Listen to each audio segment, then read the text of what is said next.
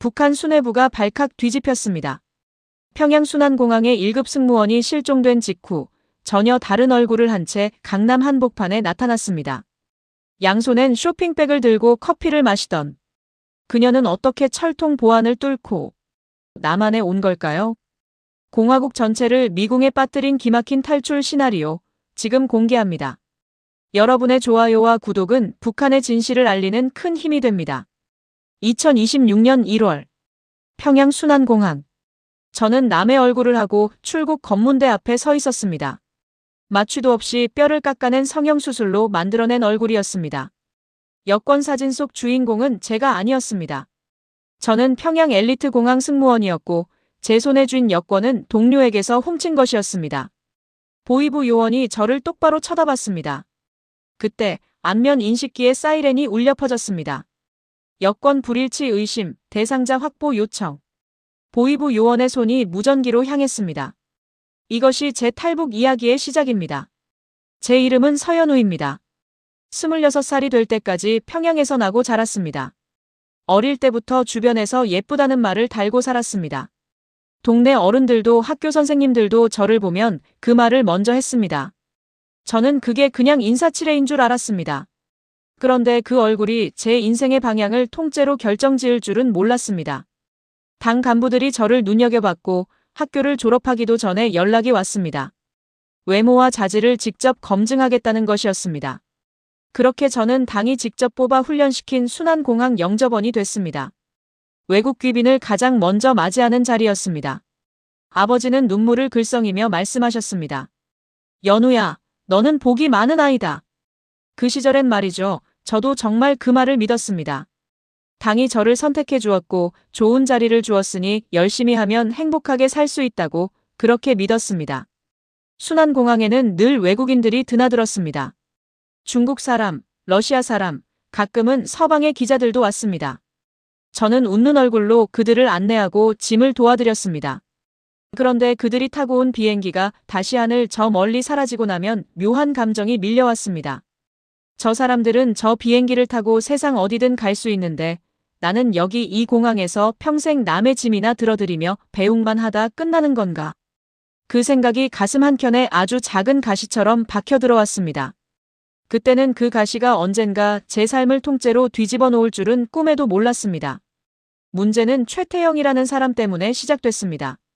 국가보위성, 그러니까 여러분이 아시는 국정원 같은 기관의 고위 간부였는데 나이는 40대 후반쯤 됐을 겁니다. 그 사람이 공항에 자주 나타나기 시작하더니 어느 날부터인가 눈길이 자꾸 제게 멈췄습니다. 등줄기가 싸늘해졌습니다. 하지만 그분은 높은 사람이었고 저는 아랫사람이었기 때문에 그냥 못 본 척하고 넘겼습니다. 그게 실수였습니다. 어느 날 직속 상관이 저를 따로 불렀습니다. 두리번거리며 낮은 목소리로 말했습니다. 연우야, 이번 주 토요일 저녁에 행사가 있어. 최 동지가 특별히 너를 지명했으니까 나가야 해. 북한에서 행사라는 말은 공식 자리가 아닌 경우 대개 높은 사람들이 술을 마시며 노는 연회를 의미했습니다. 북한에서 높은 사람의 지명을 거절했다가 어떤 일이 생기는지 저는 너무도 잘 알고 있었습니다. 그 자리에서 저는 웃어야 했습니다. 술을 권하면 받아야 했습니다. 억지로 짜낸 미소가 제 얼굴에 붙어 있었지만 속에서는 무언가 소중한 것이 산산이 부서지는 소리가 들렸습니다. 그날 밤 집으로 돌아오는 길에 저는 혼자 울었습니다. 소리를 내면 안 됐습니다. 이웃에게 들리면 안 됐습니다. 입을 두 손으로 꽉 틀어막고 이불 속에 머리를 파묻은 채 소리 없이 울었습니다. 어머니 생각이 났습니다. 아버지 생각이 났습니다. 내가 잘못되면 저 두 분은 어떻게 되는 건가? 그 생각이 저를 더 무너지게 했습니다. 그리고 처음으로 생각했습니다.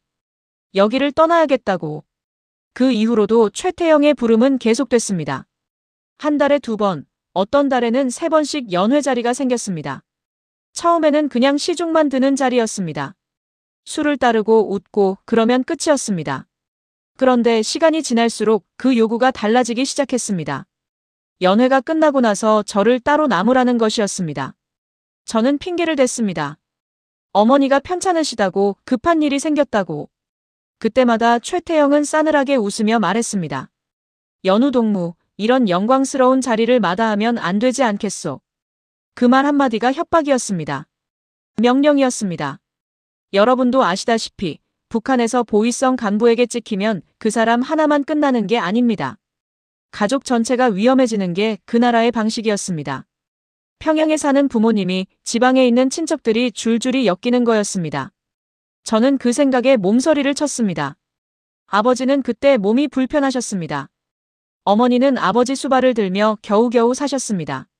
제가 잘못되면 그분들까지 다 끌려간다는 생각에 저는 아무 말도 못하고 그냥 웃었습니다. 참았습니다. 죽어있는 것처럼 버텼습니다. 그러던 어느 날이었습니다. 함께 일하던 동료가 있었는데 이름은 박순미라고 했습니다. 저보다 2살 위였고 실력도 좋고 성격도 반듯한 친구였습니다. 어느 날 순미가 갑자기 출근을 안 했습니다. 처음에는 아픈가 보다 했습니다. 그런데 이틀이 지나도 사흘이 지나도 나타나지 않았습니다. 우리 중 누구도 어디 갔냐고 묻지 않았습니다. 그 나라에서는 사라진 사람 이야기를 입에 올리는 것 자체가 위험했으니까요. 나중에야 알았습니다. 순미가 연회 자리에서 최태영의 술시중을 들다가 술에 취해 무심코 한마디를 했다는 겁니다. 요즘 배급이 너무 줄었습니다라고. 그 한마디였습니다. 그 말 한마디가 체제를 비판한 불평으로 낙인 찍혔고 순미는 그날 밤 바로 끌려갔습니다. 가족들도 연락이 끊겼습니다. 어디로 갔는지 아무도 몰랐습니다. 수용소로 갔겠지요. 아니면 그보다 더 나쁜 곳으로. 저는 그 소식을 들은 날 밤 밥을 먹을 수가 없었습니다. 속이 뒤집혔습니다. 순미는 아무 잘못도 없었습니다. 누구나 알고 있는 사실을, 배급이 줄었다는 그 사실을 입 밖에 냈을 뿐이었습니다. 그런데 그 한마디로 한 사람의 인생이 통째로 사라졌습니다. 이불을 뒤집어 쓰고 누웠는데 몸이 떨렸습니다.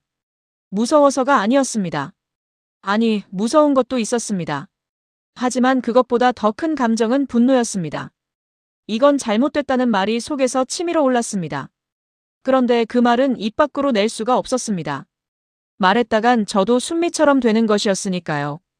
제가 그때 처음으로 거울을 똑바로 들여다봤습니다. 공항 화장실에 있는 거울이었습니다. 유니폼을 입고 머리를 단정히 빗고 웃는 얼굴을 하고 서 있는 저를 바라봤습니다. 그 얼굴이 낯설었습니다. 태어날 때부터 예쁘다는 말을 들어왔고 그 얼굴 덕에 당이 저를 뽑았습니다. 그런데 지금 이 순간 바로 그 얼굴이 저를 가장 힘들게 하고 있었습니다. 최태영이 저를 노리는 것도 이 얼굴 때문이었습니다. 이 얼굴이 없었다면 그 연회 자리에 불려가지 않았을 겁니다. 순미를 잃는 고통도 겪지 않았을지 몰랐습니다. 아름다운 얼굴이 재앙이 될 수 있다는 것을 저는 그때 처음 알았습니다. 2026년의 평양은 달라진 것 같으면서도 달라진 게 없었습니다. 겉으로는 높은 아파트들이 들어서고 새 도로가 깔렸습니다. 하지만 사람들의 눈빛은 여전히 조심스러웠습니다. 아무도 먼저 말하지 않았습니다. 아무도 먼저 웃지 않았습니다. 카메라가 늘어났습니다. 예전에는 큰 건물 앞에 하나씩 있던 감시 카메라가 이제는 골목 어귀마다 달려 있었습니다. 기술이 발전할수록 사람들을 더 촘촘하게 올가매는 데 쓰이고 있었습니다. 숨을 쉬는 것조차 허락받아야 하는 것 같은 기분이었습니다. 그러던 어느 날 저녁 최태영에게서 전갈이 왔습니다. 이번에는 연회가 아니었습니다.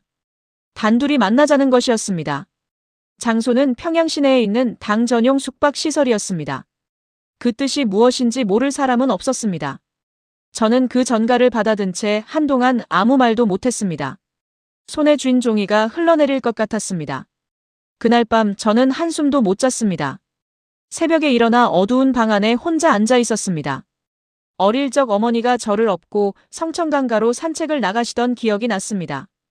강물이 참 맑았었는데 그 강물은 지금도 저렇게 흐르고 있을 텐데 나는 지금 여기서 이러고 있구나. 눈물이 났습니다. 울고 나서 신기하게도 머릿속이 오히려 맑아졌습니다. 이대로는 안 된다. 죽더라도 여기를 떠나야 한다. 그 생각이 바위처럼 딱 자리를 잡았습니다. 도망치는 것은 죽음과 같은 결심이 필요한 일이었습니다. 잡히면 수용소였습니다. 운이 나쁘면 그 자리에서 총살이었습니다. 가족들도 연루될 수 있었습니다. 하지만 이대로 있어도 저는 이미 조금씩 죽어가고 있었습니다. 매일 밤 이불 속에서 소리 없이 우는 것이 삶이라고 할 수는 없었으니까요. 저는 조용히 계획을 세우기 시작했습니다. 아직 아무것도 정해진 것은 없었습니다. 하지만 방향만큼은 분명했습니다. 살아서 이 땅을 벗어나야 한다고. 그런데 막막했습니다. 탈북이라는 게 어떤 일인지 저도 소문으로는 들어 알고 있었습니다. 두만강을 건너다 국경 경비대에 발각되어 총을 맞았다는 이야기, 중국까지 갔다가 잡혀서 끌려온 사람이 공개 재판에 세워졌다는 이야기. 그런 이야기들은 입에서 입으로 조심조심 전해졌고 언제나 끔찍한 결말로 끝났습니다. 저는 그게 두려웠습니다. 솔직히 말씀드리면 공포가 온몸을 감쌌습니다. 하지만 그것보다 더 두려운 것이 있었습니다. 아무것도 하지 않고 이대로 살아가는 것이었습니다. 매일 아침 억지 미소를 붙이고 공항에 나가고 연회에 불려다니고 점점 더 깊이 수렁으로 빠져드는 그 삶. 몸은 살아있어도 영혼이 이미 죽어버린 채로 살아가는 것. 그게 더 끔찍했습니다. 그렇게 저는 생사를 건 계획의 첫걸음을 내딛었습니다. 계획이라고 해봤자 처음에는 아무것도 없었습니다. 그저 떠나야 한다는 생각만 있었습니다. 어떻게 떠날 것인지, 어디로 갈 것인지, 돈은 어떻게 마련할 것인지. 하나도 정해진 게 없었습니다. 탈북 루트를 아는 사람을 만나는 것 자체가 이미 목숨을 거는 일이었습니다. 잘못 입을 열었다가는 그 자리에서 신고당했습니다. 그 나라에서는 탈북을 도운 사람도 탈북 이야기를 들은 사람도 모두 처벌받았습니다.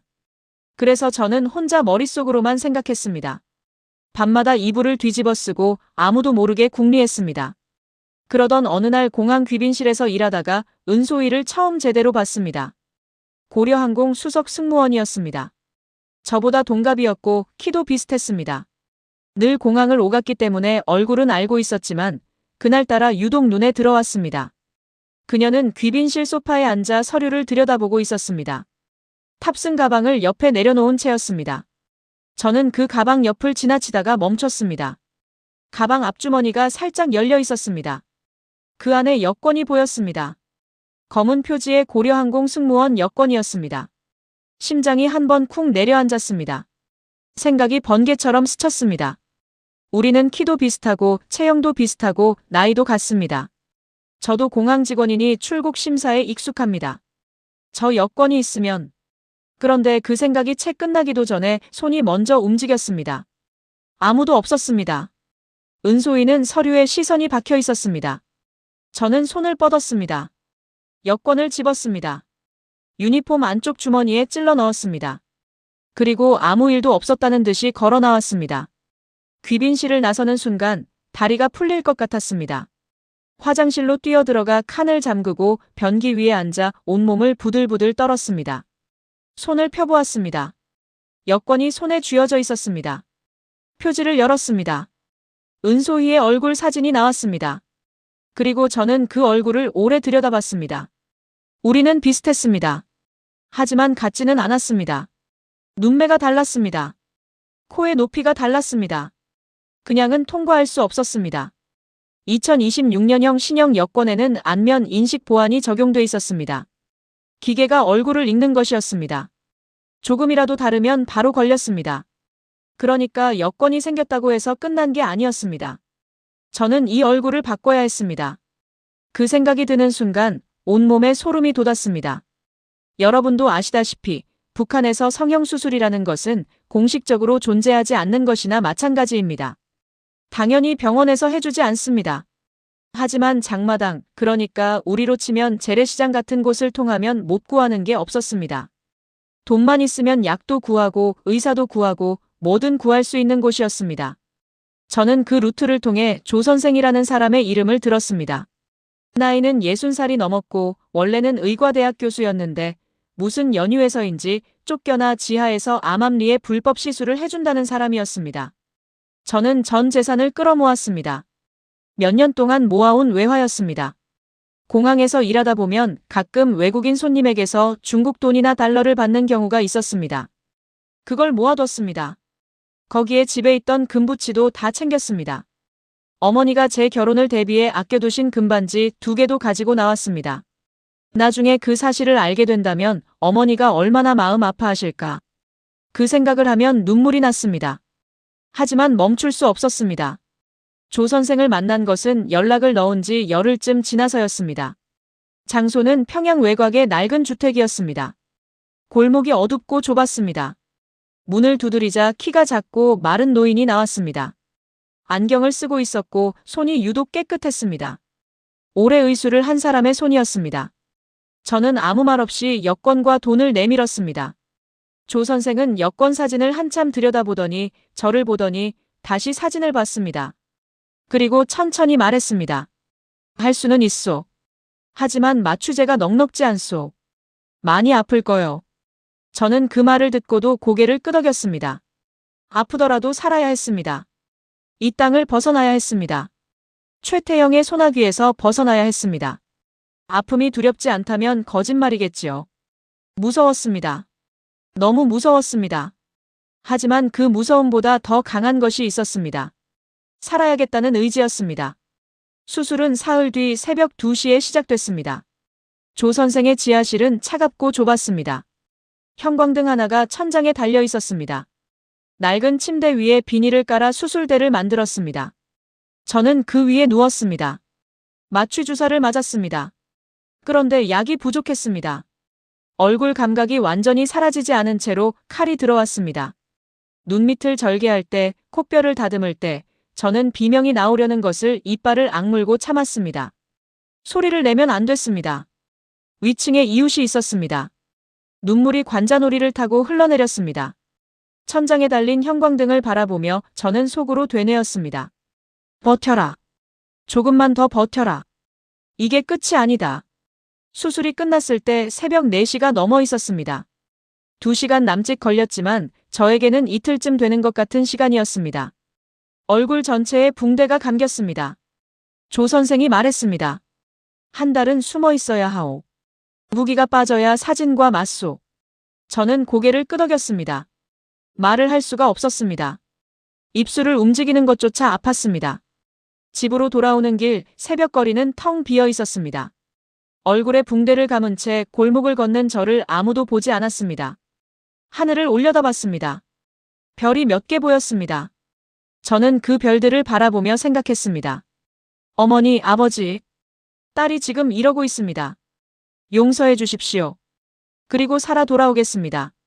한 달 동안 저는 숨어 지냈습니다. 직장에는 병가를 냈습니다. 몸이 아프다고 했습니다. 사실이기도 했습니다. 얼굴이 퉁퉁 부어 눈도 제대로 뜨지 못하는 날이 사흘이나 계속됐습니다. 통증은 수술 후 일주일이 넘도록 가라앉지 않았습니다. 진통제도 변변찮았습니다. 이불 속에서 이를 악물고 버텼습니다.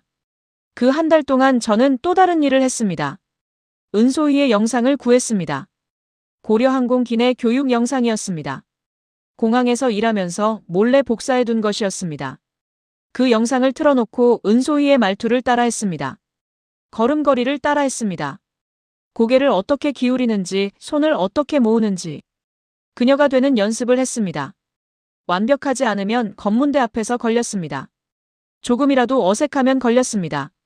그러니까 완벽해야 했습니다. 붕대를 푸는 날이 왔습니다. 조 선생이 천천히 붕대를 벗겨냈습니다. 저는 눈을 꼭 감고 있었습니다. 마지막 붕대가 벗겨지고 조 선생이 거울을 건넸습니다. 저는 눈을 떴습니다.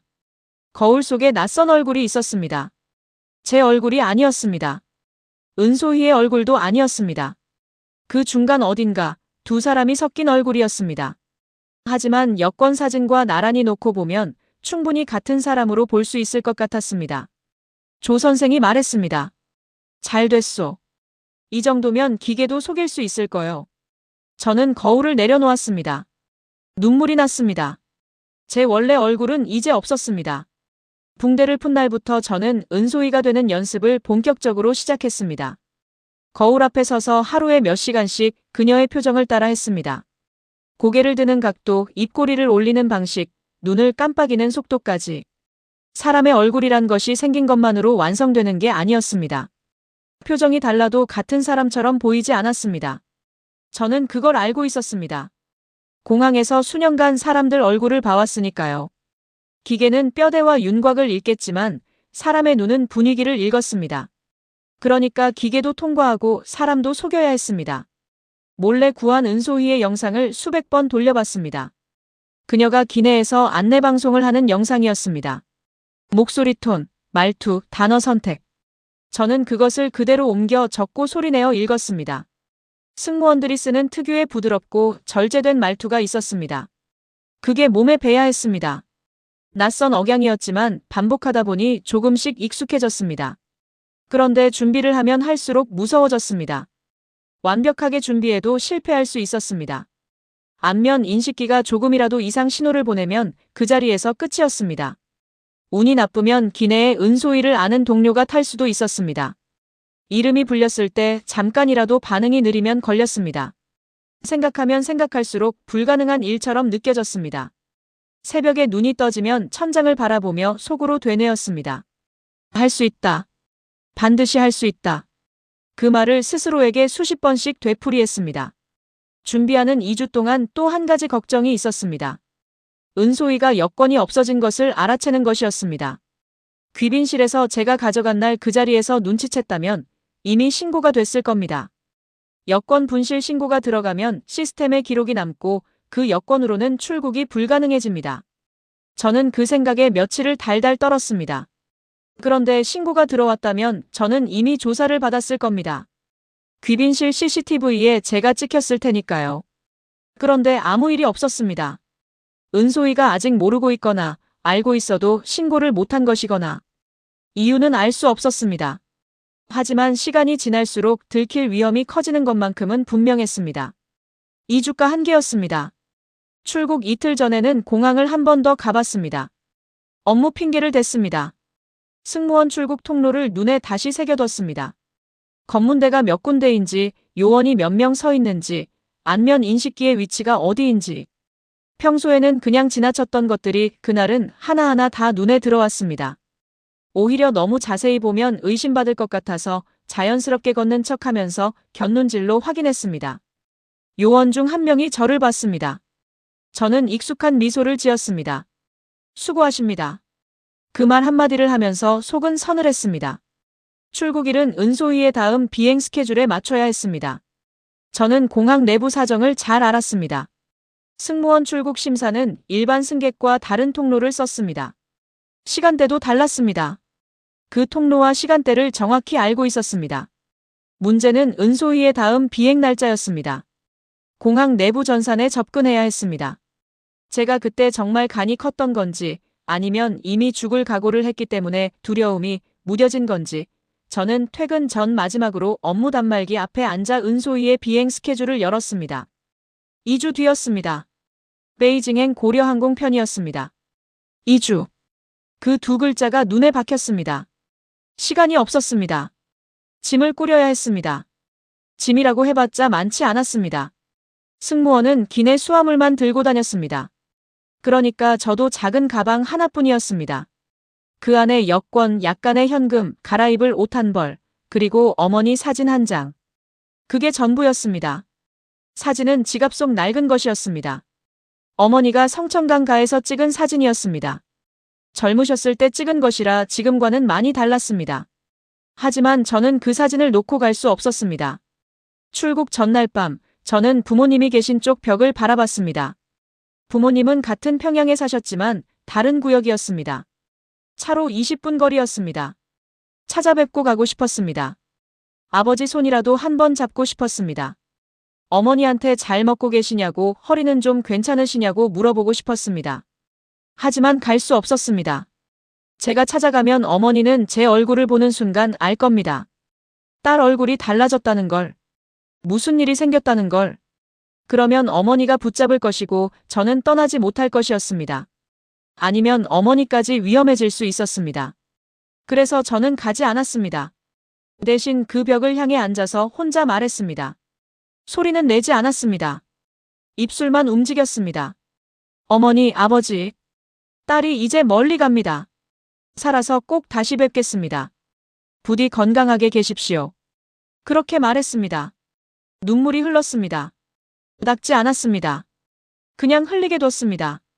그 눈물이 평양에서 흘리는 마지막 눈물이기를 바라면서 그날 밤은 잠을 자지 않았습니다.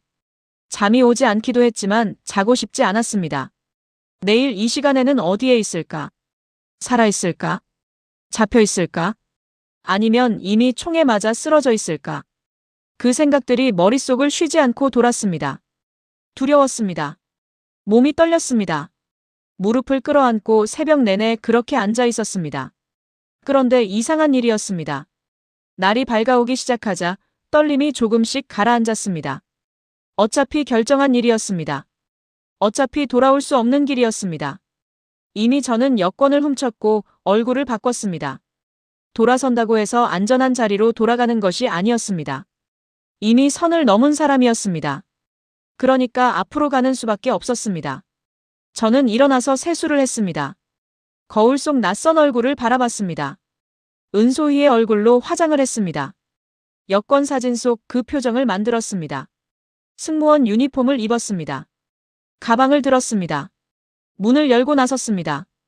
평양의 새벽 공기가 차가웠습니다. 하늘은 아직 어두웠습니다. 저는 걸었습니다. 한 걸음, 또 한 걸음. 순안공항을 향해. 공항 가는 길에 평양 거리를 눈에 담았습니다. 어릴 때부터 보던 거리였습니다. 아침마다 지나치던 인민군 동상, 담벼락에 붙은 선전벽화, 새벽부터 빗자루를 드는 청소부 아주머니들. 전에는 그냥 익숙한 풍경이었는데 그날은 하나하나가 선명하게 눈에 새겨졌습니다. 다시는 못 볼 수도 있다는 생각 때문이었습니다. 미워하면서도 그리울 것 같았습니다. 태어나고 자란 곳이었으니까요. 고향이라는 것이 그런 것이었습니다. 떠나야 할 곳이면서도 두고 가면 가슴 한쪽이 텅 빌 것 같은 곳. 저는 걸음을 멈추지 않았습니다. 멈추면 안 됐습니다. 공항 입구가 보였습니다. 유리문 너머로 검문대가 보였습니다. 저는 숨을 한 번 깊이 들이쉬었습니다. 그리고 문을 밀고 들어섰습니다. 저는 걷는 내내 속으로 되뇌었습니다. 나는 은소희다. 나는 고려항공 수석 승무원 은소희다. 그 말을 주문처럼 반복했습니다. 검문대까지는 10걸음이었습니다. 8걸음, 7걸음.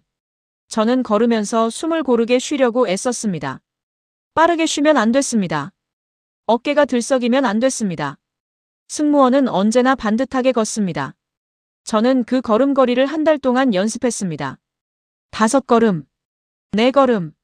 앞에 서 있는 보이부 요원이 시야에 들어왔습니다. 30살쯤 됐을까요? 눈이 날카로웠습니다. 2걸음, 1걸음. 저는 여권을 내밀었습니다.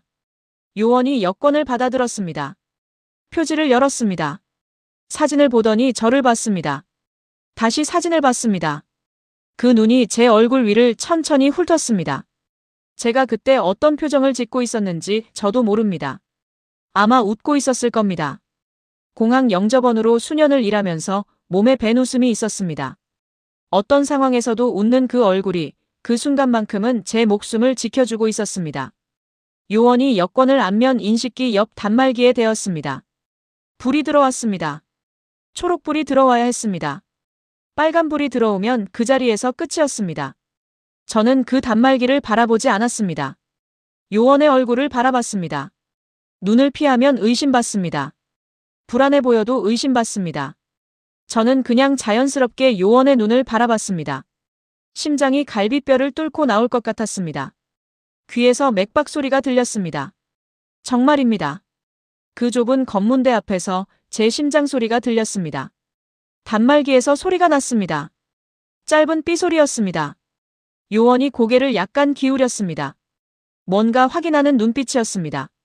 저는 그 순간 등줄기로 얼음물이 쏟아지는 것 같은 느낌을 받았습니다. 요원이 입을 열었습니다. 은소의 동무 얼굴이 좀 달라 보이는데 어디 불편한 거 아니요? 저는 그 말을 듣고 잠깐 멈췄습니다. 0.5초였습니다. 그 0.5초가 천년 같았습니다. 저는 살짝 웃으며 말했습니다. 비행이 너무 잦아서요. 요즘 피로가 좀 쌓였습니다. 요원이 저를 한 번 더 봤습니다. 그리고 여권을 돌려줬습니다. 수고하시오. 다리가 풀렸습니다. 걸어야 했습니다. 걸음을 멈추면 안 됐습니다. 저는 감사합니다. 라고 짧게 말하고 돌아섰습니다. 등 뒤에서 요원의 시선이 느껴졌습니다. 아니면 제가 느끼는 것이었을 수도 있습니다. 어쨌든 저는 걸었습니다. 출국 심사대를 지나 탑승 대기 구역으로 향하는 복도를 걸었습니다. 복도가 길었습니다. 끝이 없는 것 같았습니다. 그 복도를 걸으면서 저는 속으로 울었습니다. 소리 없이, 표정 없이. 그냥 속에서만 울었습니다. 탑승 대기실에 들어서자 다른 승무원들이 보였습니다. 4명이었습니다. 저는 그들과 눈이 마주쳤습니다. 아는 얼굴이 없었습니다. 다행이었습니다. 저는 조용히 구석자리에 앉았습니다. 가방을 무릎 위에 올려놓고 고개를 약간 숙였습니다. 잠을 자는 것처럼 보였을 겁니다. 실제로는 한 가지 생각만 했습니다. 비행기가 뜨기만 하면 된다. 평양 땅을 벗어나기만 하면 된다. 탑승이 시작됐습니다. 저는 승무원 줄에 섰습니다. 비행기 트랩을 걸어 올라갔습니다. 한 계단, 2계단. 트랩 중간쯤에서 뒤를 한번 돌아봤습니다. 평양이 보였습니다. 회색빛 하늘 아래 낮게 깔린 도시였습니다. 공항 건물 너머로 멀리 아파트들이 보였습니다. 어딘가 저 도시 안에 부모님이 계셨습니다. 저는 그 방향을 향해 속으로 말했습니다. 건강하게 계십시오. 반드시 다시 뵙겠습니다. 그리고 돌아섰습니다. 비행기 안으로 들어섰습니다. 승무원 전용 구역으로 갔습니다. 칸막이 안쪽이었습니다. 저는 그 자리에 앉아 두 손을 무릎 위에 올려놓았습니다. 손이 떨렸습니다. 저는 양손을 깍지 끼어 꽉 눌렀습니다. 기내에 사람들이 타기 시작하는 소리가 들렸습니다. 웅성거리는 소리, 짐 올리는 소리, 아이 우는 소리. 그 평범한 소리들이 그날만큼은 이상하게 아름다웠습니다. 그런데 이륙 직전이었습니다. 기내 무선 장치에서 날카로운 소리가 났습니다. 기장의 목소리가 아닌 다른 목소리가 들렸습니다. 승무원 전용 내부 무선이었습니다. 전 승무원 주목. 공항 측으로부터 여권 관련 확인 요청이 접수됐습니다. 현재 탑승한 승무원 전원 신분 확인 절차를 진행합니다. 협조 바랍니다. 그 말이 끝나는 순간 저는 온몸이 굳었습니다. 찾아낸 겁니다. 은소희가 신고를 한 것이었습니다. 아니면 CCTV를 뒤진 것이었습니다. 어떻게 된 것인지는 몰랐습니다. 중요한 건 지금 이 기내에서 신분 확인이 시작된다는 것이었습니다. 저는 그 좁은 칸막이 안에서 선택을 해야 했습니다. 가만히 앉아서 잡히느냐 아니면 뭔가를 해야 하느냐. 머릿속이 빠르게 돌아갔습니다. 나갈 수는 없었습니다. 비행기는 아직 평양 땅에 있었습니다. 여기서 잡히면 끝이었습니다. 저는 칸막이 커튼을 열고 통로로 나왔습니다. 다른 승무원들이 서로 여권을 꺼내 확인하고 있었습니다. 보위부 요원 한 명이 기내로 들어오고 있었습니다. 저는 그 요원과 눈이 마주치기 전에 화장실 쪽으로 방향을 틀었습니다. 자연스럽게, 급하지 않게. 화장실 문을 열고 들어가 잠갔습니다. 좁았습니다. 변기 위에 앉아 두 손으로 얼굴을 감쌌습니다. 어떻게 해야 합니까? 어떻게 해야 합니까? 그 말이 속에서 계속 돌았습니다. 밖에서 발소리가 들렸습니다. 가까워지고 있었습니다. 화장실 문을 두드리는 소리가 났습니다. 안에 누구요? 저는 눈을 감았습니다. 그리고 숨을 한 번 깊이 들이쉬었습니다. 문을 열었습니다. 요원이 서 있었습니다. 저는 한 손으로 배를 감싸고 인상을 찌푸렸습니다. 죄송합니다. 갑자기 체한 것 같아서요. 비행 전에 이런 일이 생기다니. 요원이 저를 위아래로 훑었습니다. 저는 그 시선을 피하지 않았습니다. 아프다는 표정을 지으면서도 눈만큼은 요원을 똑바로 바라봤습니다. 찔리는 사람처럼 보이면 안 됐습니다. 그냥 아픈 승무원이어야 했습니다. 요원이 말했습니다. 여권 확인하겠소. 저는 여권을 꺼냈습니다. 요원이 펼쳐봤습니다. 그리고 돌려줬습니다. 들어가시오. 저는 자리로 돌아왔습니다. 다시 앉았습니다. 손이 떨렸습니다. 무릎도 떨렸습니다. 눈물이 날 것 같았습니다. 참았습니다. 승무원이 우는 모습을 보이면 안 됐습니다. 그리고 엔진 소리가 높아졌습니다. 비행기가 움직이기 시작했습니다. 활주로를 달렸습니다. 속도가 붙었습니다. 바퀴가 땅에서 떨어지는 순간 저는 그 진동을 온몸으로 느꼈습니다. 평양이 멀어졌습니다. 창밖으로 회색빛 도시가 작아졌습니다. 구름 속으로 들어갔습니다. 아무것도 보이지 않게 됐습니다. 저는 그때 처음으로 눈물을 흘렸습니다. 소리 없이 그냥 흘렸습니다. 비행기는 북한 영공을 벗어나고 있었습니다. 창 너머 구름이 흘러갔습니다. 저는 그 구름을 바라보면서 생각했습니다. 아직 베이징도 닿지 않았습니다. 베이징에 내려도 끝이 아니었습니다. 북한 당국이 베이징 공항에 연락을 했을 수도 있었습니다. 중국 공안이 기다리고 있을 수도 있었습니다. 그때도 여전히 죽을 수 있는 상황이었습니다. 하지만 지금 이 순간만큼은 저는 평양 땅 위에 있지 않았습니다. 그것 하나만으로도 충분했습니다. 지금 이 순간만큼은 그 공기를 마시지 않아도 됐습니다. 그것만으로도 숨을 쉴 수 있었습니다.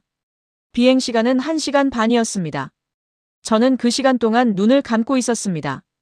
잠이 든 것이 아니었습니다. 그냥 눈을 감고 생각했습니다. 어머니, 아버지. 지금 딸은 하늘 위에 있습니다. 살아 있습니다. 조금만 더 기다려 주십시오. 기내 방송이 울렸습니다. 베이징 수도공항 착륙 준비 안내였습니다. 저는 눈을 떴습니다. 창밖으로 베이징의 들판이 보이기 시작했습니다. 평평하고 넓은 땅이었습니다. 평양과는 다른 풍경이었습니다. 저는 그 낯선 풍경을 바라보며 속으로 말했습니다. 이제 시작이다. 비행기가 활주로에 닿았습니다. 다시 바퀴가 땅에 닿는 진동이 왔습니다. 이번에는 다른 땅이었습니다. 저는 그 진동을 느끼며 눈을 감았습니다. 살아있었습니다. 착륙 후 승무원들이 먼저 내릴 준비를 했습니다. 저는 그 줄에서 벗어나야 했습니다. 이제부터가 진짜였습니다.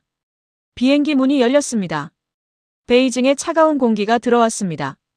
저는 그 공기를 크게 한번 들이마셨습니다. 평양 공기와 달랐습니다. 무겁지 않았습니다. 아무도 저를 감시하지 않는 공기였습니다. 저는 승무원 대열에서 천천히 뒤처졌습니다. 사람들이 앞으로 쏟아져 나갔습니다.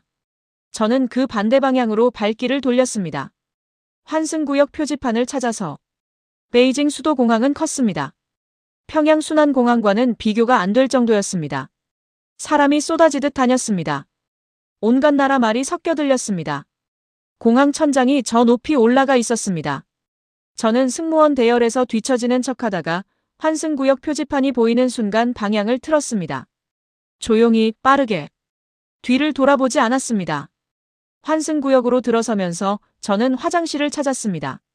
제일 먼저 해야 할 일이 있었습니다. 화장실 칸에 들어가 문을 잠갔습니다. 가방에서 여권을 꺼냈습니다. 은소희의 얼굴이 담긴 그 여권을. 저는 그것을 두 손으로 잡고 찢었습니다. 반으로, 또 반으로, 또 반으로. 최대한 작게 찢어서 변기에 넣었습니다. 물을 내렸습니다. 그게 사라지는 것을 바라봤습니다. 여기서부터 저는 아무 여권도 없는 사람이었습니다. 신원이 없는 사람이었습니다. 중국에서 신원이 없다는 것은 언제든 잡힐 수 있다는 뜻이었습니다. 가방에서 미리 챙겨온 사복으로 갈아입었습니다. 승무원 유니폼을 뭉쳐서 쓰레기통에 밀어 넣었습니다. 거울을 봤습니다. 남의 얼굴을 한 낯선 여자가 서 있었습니다. 여기가 어딘지도 어디로 가야 할지도 모르는 사람이었습니다. 하지만 적어도 평양이 아닌 곳에 서 있었습니다. 접선 장소는 공항 3번 출구 앞 커피숍이었습니다. 에이전트 L이라는 사람이었습니다. 성도 이름도 몰랐습니다. 한국 선교사님들과 연결된 분이라는 것만 알았습니다. 탈북 루트를 알아보면서 여러 경로를 통해 연락이 닿은 분이었습니다. 실제로 얼굴을 보는 것은 처음이었습니다. 그분이 먼저 저를 알아봤습니다. 자리에 앉아 커피를 마시고 있다가 제가 들어서자 눈을 마주쳤습니다. 저는 약속된 신호대로 오른손으로 왼쪽 팔꿈치를 살짝 짚었습니다. 그분이 고개를 끄덕였습니다. 많이 놀랐지요. 그분이 작은 목소리로 말했습니다. 한국말이었습니다. 오래간만에 듣는 한국 억양이었습니다. 남쪽 말투는 북한 말투와 달랐습니다. 하지만 같은 말이라는 걸 알 수 있었습니다. 같은 말을 쓰는 사람이 여기 있다는 것이 이상하게 안심이 됐습니다. 저는 그냥 고개를 끄덕였습니다. 말이 나오지 않았습니다. 그분이 말했습니다. 지금 북한 쪽에서 여권 도난 신고와 함께 공항 쪽에 공문을 넣은 것 같습니다. 중국 공안이 움직이기 전에 여기를 떠나야 합니다. 시간이 없어요. 저는 일어섰습니다. 커피는 한 모금도 마시지 못했습니다. 그날부터 저는 중국 땅에서 숨어 다니는 생활이 시작됐습니다. 에이전트 L이 연결해준 첫 번째 거처는 베이징 외곽의 작은 집이었습니다. 조선족 할머니가 사시는 곳이었습니다. 이른이 넘으신 분이었는데 문을 열어주시며 말씀하셨습니다. 어서 와요. 밥은 먹었어요? 그 한마디에 저는 그 자리에서 주저앉을 뻔했습니다. 밥을 먹었냐는 말이 그렇게 따뜻하게 들린 것은 처음이었습니다. 여러분도 아시다시피 힘들 때 누군가 밥 먹었냐고 물어봐 주는 것만큼 위로가 되는 말이 없지요. 할머니는 저를 방 하나에 들여보내 주셨습니다. 창문에 커튼을 치고 밖을 내다보지 말라고 하셨습니다. 저는 그 방에서 며칠을 보냈습니다. 바깥에 나갈 수 없었습니다. 신원이 없는 저는 중국 공안에게 잡히면 북한으로 강제 송환됐습니다. 북송, 그 단어가 머릿속을 맴돌았습니다. 잡히면 다시 평양으로 돌아가는 것이었습니다. 거기서 무슨 일이 벌어질지는 누구나 알았습니다. 수용소였습니다. 아니면 공개 처형이었습니다. 그래서 저는 방 안에서 숨을 죽이고 지냈습니다. 할머니가 밥을 가져다 주셨습니다. 흰 쌀밥이었습니다. 북한에서는 흰 쌀밥이 흔치 않았습니다. 옥수수밥을 먹는 날이 더 많았습니다. 그 흰 쌀밥 한 그릇을 받아들고 저는 숟가락을 뜨다가 멈췄습니다. 눈물이 났습니다. 이상하죠? 밥을 먹다가 왜 눈물이 나는지. 하지만 그랬습니다. 그냥 그랬습니다. 사흘째 되던 날 밤 에이전트 L에게서 연락이 왔습니다. 북한 보위부 요원들이 베이징에서 움직이고 있다는 정보였습니다.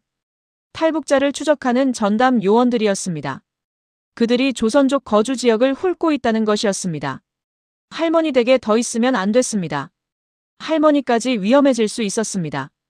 저는 그날 새벽 2시에 할머니 댁을 나왔습니다. 할머니가 문 앞까지 나오셨습니다. 아무 말씀 안 하셨습니다. 그냥 제 손을 한번 꼭 잡으셨습니다. 주름진 손이었습니다. 따뜻했습니다. 저는 고개를 숙였습니다. 목이 메어 감사합니다. 라는 말도 제대로 못했습니다. 그 후로 2달 동안 저는 여러 곳을 전전했습니다.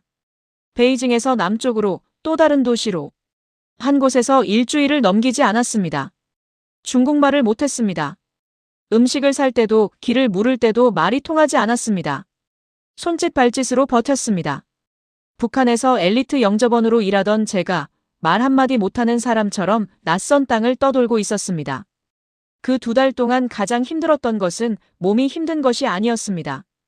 혼자라는 느낌이었습니다. 아무도 나를 모르고 나도 아무도 모르는 곳에서 말도 안 통하고 언제 잡힐지 모르는 그 상태. 밤에 낯선 방 천장을 바라보면서 이게 정말 맞는 선택이었나 하는 생각이 들었습니다. 평양에서 그냥 버텼다면 어땠을까? 최태영의 요구를 그냥 따랐다면 어땠을까? 살아는 있었겠지요. 하지만 그게 사는 게 맞나 싶었습니다. 그때마다 저는 어머니 사진을 꺼냈습니다. 가방 깊이 넣어둔 그 낡은 사진이었습니다. 성천강가에서 찍은 젊은 어머니. 저는 그 사진을 손바닥 위에 올려놓고 바라봤습니다. 그러면 다시 일어날 수 있었습니다. 살아서 이 사진 속 어머니 얼굴을 직접 다시 봐야 한다고 그 생각 하나로 버텼습니다. 선교사님을 만난 것은 3번째 거처에서였습니다. 한국에서 오신 분이었습니다. 50대 중반이셨고 조용하고 단단한 분이었습니다. 저를 처음 보시더니 이렇게 말씀하셨습니다. 많이 힘들었지요. 이제 조금만 더 버티면 됩니다. 그 말이 왜 그렇게 크게 들렸는지 모르겠습니다. 조금만 더. 그 말이 귓가에 남았습니다. 선교사님이 다음 단계 루트를 알려주셨습니다. 중국에서 동남아시아를 거쳐 한국으로 들어가는 길이었습니다. 험하고 길고 위험한 길이라고 하셨습니다. 하지만 다른 길이 없었습니다. 저는 고개를 끄덕였습니다. 에이전트 L이 출발 날짜를 알려온 것은 베이징을 떠난 지 6주째 되던 날이었습니다. 사흘 뒤였습니다. 준비할 것은 없었습니다. 가진 것이 없었으니까요. 저는 그 연락을 받고 어머니 사진을 다시 가방에 넣었습니다. 그리고 생각했습니다. 조금만 더 버티자. 사흘 뒤 새벽, 저는 다시 이동을 시작했습니다. 이번에는 혼자가 아니었습니다. 에이전트 L이 연결해준 안내인이 함께했습니다. 중국어와 태국어를 쓰는 분이었습니다. 말이 통하지 않았지만 눈빛으로 알 수 있었습니다. 저를 데려다 주러 온 사람이라는 것을. 저는 그분의 뒤를 따라 걸었습니다. 어디로 가는지 몰랐습니다. 그냥 따라갔습니다. 그때 저에게는 믿는 수밖에 없었습니다. 그것밖에 없었습니다. 버스에 몸을 실었습니다. 창밖으로 베이징 외곽 풍경이 스쳐 지나갔습니다. 도로가 넓었습니다.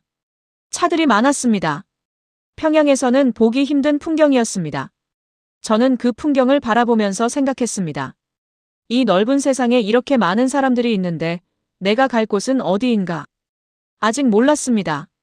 하지만 한 가지는 알았습니다. 멈추면 안 된다는 것을, 앞으로 가야 한다는 것을. 그 생각 하나가 그 긴 도로를 달리는 내내 저를 붙잡아 줬습니다. 중국 남쪽 끝 도시에 도착했을 때는 이틀이 지나 있었습니다. 안내인이 짧게 말했습니다. 오늘 밤 넘어갑니다. 저는 그 말을 듣고 가슴이 쿵 내려앉았습니다. 이제 정말 다음 단계였습니다. 밤이 되기를 기다렸습니다. 어두운 방에서 무릎을 끌어안고 앉아 있었습니다. 밖에서 개 짖는 소리가 들렸습니다. 어디선가 사람 웃음소리도 들렸습니다. 평범한 저녁이었습니다. 저만 평범하지 않았습니다. 저는 오늘 밤 국경을 넘어야 했습니다. 잡히면 전부 끝이었습니다. 그 생각을 하니 입이 바짝 말랐습니다. 저는 눈을 감고 조용히 기도했습니다. 살게 해주십시오. 살아서 어머니를 한 번만 더 보게 해주십시오. 동남아시아로 가는 길은 제가 생각했던 것보다 훨씬 험했습니다. 비행기를 탄 게 아니었습니다. 처음에는 버스였습니다. 중국 남쪽 끝까지 내려가는 버스였는데 이틀 넘게 걸렸습니다. 좌석은 좁았습니다. 옆에 앉은 사람들은 모두 낯선 사람이었습니다. 저는 말도 못하고 창밖을 바라봤습니다. 중국 땅이 그렇게 넓은 줄 몰랐습니다. 버스가 달리고 달려도 끝이 없었습니다. 산이 나오고 평원이 나오고 다시 산이 나왔습니다. 버스에서 내린 뒤에는 걸었습니다. 산길이었습니다. 국경 근처 지역이었는데 공식 통로로는 갈 수 없었습니다. 안내인이 앞장섰습니다. 저는 뒤를 따랐습니다. 밤이었습니다. 손전등 하나 켤 수 없었습니다. 불을 켜면 국경 경비대에 발각될 수 있었습니다. 어둠 속에서 발밑을 더듬으며 걸었습니다. 돌에 걸려 넘어졌습니다. 무릎을 긁혔습니다. 일어났습니다. 또 걸었습니다. 그때 머릿속에는 한 가지 생각밖에 없었습니다. 멈추면 안 된다. 멈추면 죽는다. 국경을 넘은 것은 새벽 3시쯤이었습니다. 안내인이 짧게 말했습니다. 왔소. 그 말 한마디였습니다. 저는 그 자리에 주저앉았습니다. 다리가 버텨주지 않았습니다. 풀잎에 이슬이 맺혀 있었습니다. 흙냄새가 났습니다. 평양의 흙냄새와는 달랐습니다. 낯선 냄새였지만 그날만큼은 달콤했습니다. 동남아시아를 거치는 과정도 쉽지 않았습니다. 그 나라에서도 저는 불법 체류자였습니다. 신원이 없었습니다. 에이전트 L과 선교사님이 연결해준 현지 조력자들이 도와줬습니다. 이 나라에서도 저 나라에서도 조용히 숨겨주고 먹여주는 분들이 있었습니다. 이름도 모르는 분들이었습니다.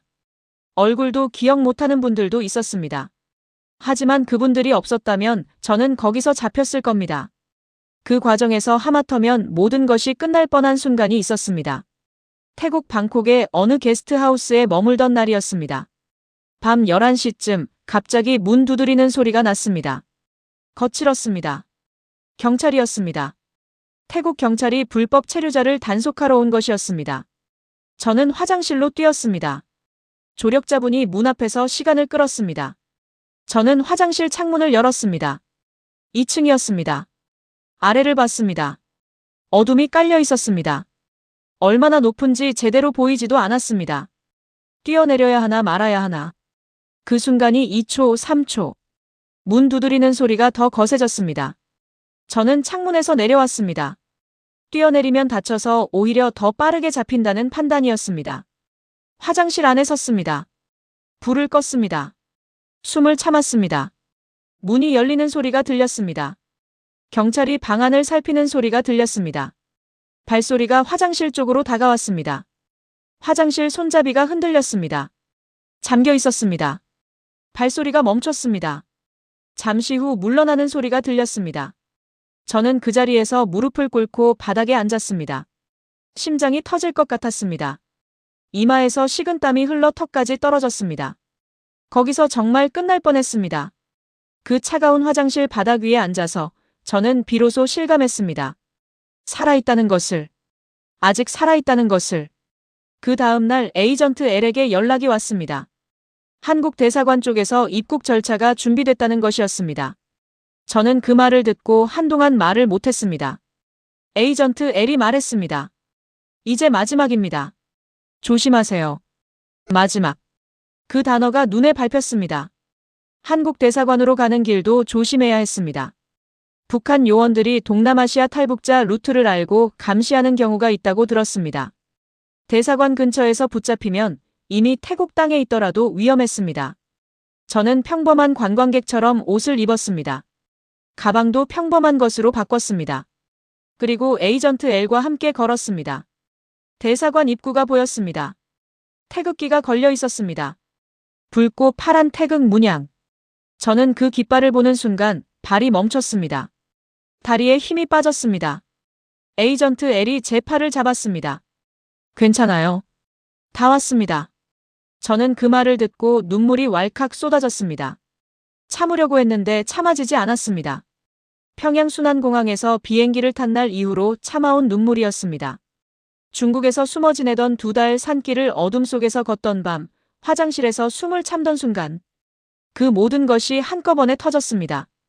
에이전트 L이 아무 말 없이 기다려줬습니다. 저는 한참을 울었습니다. 그리고 눈물을 닦았습니다. 대사관 문을 향해 걸었습니다. 문이 열렸습니다. 안에서 한국 직원이 나왔습니다. 한국말로 말했습니다. 어서 오세요. 들어오세요. 그 말 한마디가 저에게는 세상에서 제일 아름다운 말이었습니다. 대사관 안은 조용했습니다. 깨끗했습니다. 소파가 있었습니다. 직원분이 물을 한 잔 가져다 주셨습니다. 저는 그 물을 2손으로 받아들고 한 모금 마셨습니다. 차가웠습니다. 아무 맛도 없는 물이었는데 그날은 왜 그렇게 맛있었는지 모릅니다. 대사관에서 며칠을 보냈습니다. 처음으로 제대로 된 침대에서 잤습니다. 처음으로 밖에서 소리가 나도 화들짝 놀라지 않았습니다. 처음으로 내일을 생각할 수 있었습니다. 그전까지는 내일을 생각할 여유가 없었습니다. 오늘 살아있는 것만으로 충분했으니까요. 그런데 대사관 소파에 앉아 있으면서 처음으로 한국에 가면 어떻게 살까라는 생각을 했습니다. 그 생각이 무서운 게 아니라 설레는 것으로 느껴진 것도 그때가 처음이었습니다. 한국행 비행기 날짜가 잡혔습니다. 직원분이 알려주시면서 말씀하셨습니다. 수고 많으셨어요. 수고 많으셨다는 말. 당신이 고생했다고 수고했다고 말해주는 사람이 북한에서는 없었습니다. 저는 그 말이 이상하게 마음에 걸렸습니다. 고맙다는 말도 제대로 못하고 그냥 고개를 숙였습니다. 비행기를 탔습니다. 이번에는 훔친 여권이 아니었습니다. 대사관에서 만들어준 임시 서류였습니다. 제 이름이 적힌 서류였습니다. 서연우. 저는 그 이름을 손가락으로 한 번 짚었습니다. 오래간만이었습니다. 남의 이름이 아닌 제 이름이었습니다. 비행기가 이륙했습니다. 창밖으로 방콕의 불빛들이 작아졌습니다. 저는 그 불빛들을 바라보다가 눈을 감았습니다. 그리고 어머니 사진을 꺼냈습니다. 구겨지고 낡아져 있었습니다. 저는 그 사진을 조심스럽게 펼쳐서 무릎 위에 올려놓았습니다. 속으로 말했습니다. 어머니, 딸이 지금 한국으로 갑니다. 잘 지내고 계시지요? 언젠가 꼭 다시 뵙겠습니다. 그리고 사진을 접어 가방 가장 안쪽 깊은 곳에 넣었습니다. 몇 시간 후면 한국이었습니다. 이 모든 것이 끝나는 게 아니라 진짜 시작이 되는 곳이었습니다. 그 비행기 안에서 저는 처음으로 지나온 날들을 순서대로 떠올려 봤습니다. 공항에서 최태영의 눈길을 봤던 날. 순미가 끌려갔다는 소식을 들은 밤. 지하실에서 뼈를 깎는 수술을 버티던 새벽. 은소희의 여권을 손에 쥐고 화장실 칸에서 부들부들 떨던 순간. 검문대 앞에서 안면 인식기를 기다리던 그 3초. 할머니 댁에서 흰 쌀밥을 받아들고 울던 밤. 화장실 손잡이가 흔들리던 그 순간. 그 하나하나가 다 지나온 일이었습니다. 이미 넘어온 산이었습니다. 저는 그 모든 것을 넘어 지금 이 비행기 안에 앉아 있었습니다. 그 사실이 믿기지 않았습니다. 살아있다는 것이 믿기지 않았습니다. 여러분도 아시다시피 사람이 정말 살고 싶을 때는 어떤 상황에서도 살아남는다고 합니다. 저는 그 말이 맞다고 생각합니다. 저는 죽을 고비를 여러 번 넘겼습니다. 그때마다 살아야겠다는 생각 하나가 저를 다음 걸음으로 끌고 갔습니다. 어머니를 다시 봐야 한다는 생각이 그 무섭고 떨리는 순간들을 버티게 해줬습니다. 그것이 아니었다면 저는 어디선가 쓰러져 있었을 겁니다. 기내 방송이 울렸습니다. 잠시 후 인천공항에 도착한다는 안내였습니다. 저는 눈을 떴습니다. 창밖으로 한반도 해안선이 보이기 시작했습니다.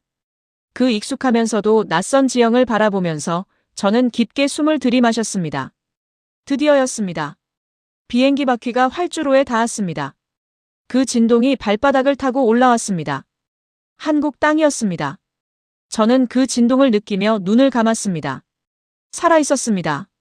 해냈습니다. 한국에 도착한 것은 이른 아침이었습니다. 인천공항이었습니다. 비행기 문이 열리고 사람들이 내리기 시작했습니다.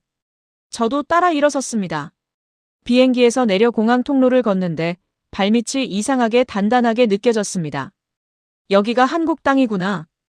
그 생각 하나가 머릿속을 가득 채웠습니다. 공항은 크고 밝았습니다.